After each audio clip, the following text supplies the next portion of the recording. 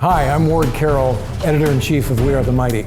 I was lucky enough to spend 20 years of my adult life as an F-14 Tomcat radar intercept officer, the guy in the back seat. During that time, I spent a lot of time in an alert status on the flight deck of aircraft carriers waiting for the signal to launch. And like all of us who are alive on 9/11, I watched in horror as the events unfolded. And among my first questions were, where were the fighters? The US government spent a lot of time and energy since World War II creating a system to protect the country from airborne threats. But on 9/11, it fell short. So September 11, 2001 was a beautiful day in New York City. Light winds, not a cloud in the sky, perfect flying weather. The first indication to the military that something was wrong was at 08:37 Eastern Time, when air defense authorities were notified by the FAA that American Airlines Flight 11 had switched off its transponder and was believed to have been hijacked. At 8:46, American Flight 11 hits the North Tower of the World Trade Center.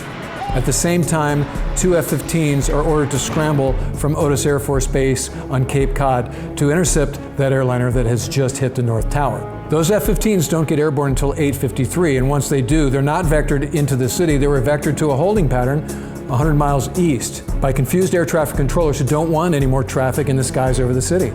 Now at 9:03, United 175 crashes into the South Tower of the World Trade Center. At that same time, Air Defense Command is notified of United 175 about the time it hits the South Tower. 6 minutes later, F-16s are given the order to go to battle stations out of Langley Air Force Base in Southern Virginia.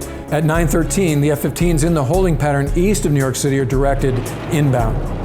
They arrive over Manhattan at 9:25, 22 minutes after United 175 hit the South Tower. About the same time, air defense authorities order the F-16s to launch out of Langley and head for Washington. 3 F-16s take off. 2 of them are armed with missiles and guns. 1 is armed with guns only. Those F-16s were supposed to have gone to a cap station over Baltimore, but instead, because of confusion, they head to a position well east of Washington, D.C. American Airlines Flight 77 hits the west side of the Pentagon at 9:38. At that time, the F-16s out of Langley are 150 miles away to the east. A C-130 was airborne at the time that Flight 77 hit the Pentagon, and it was among the first to report to the tower at Reagan National Airport that the Pentagon had been hit. Just after that, the F-16s that were well east of the city are vectored inbound, and they establish a combat air patrol station over Washington, D.C.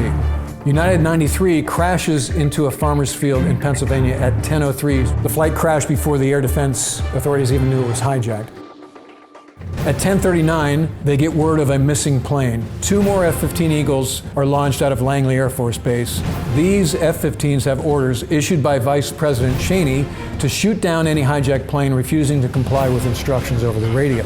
So for the next 6 hours, all civilian flights are grounded. Military aircraft perform a number of missions. Helicopters are used to medevac casualties away from the Pentagon and to ferry high-ranking officials around D.C. Fighters, F-16s and F-15s out of Langley, as well as Marine Corps Reserve F-18s out of Andrews Air Force Base in Washington, maintain combat air patrol stations over Washington, D.C. and New York.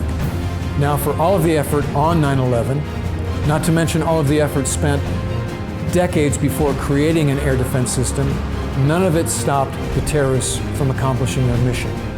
The American military did get a measure of payback 3 weeks later when, on October 7th, Hornets and Tomcats launched off aircraft carriers positioned in the North Arabian Sea, and they conducted the first strikes of what eventually became Operation Enduring Freedom,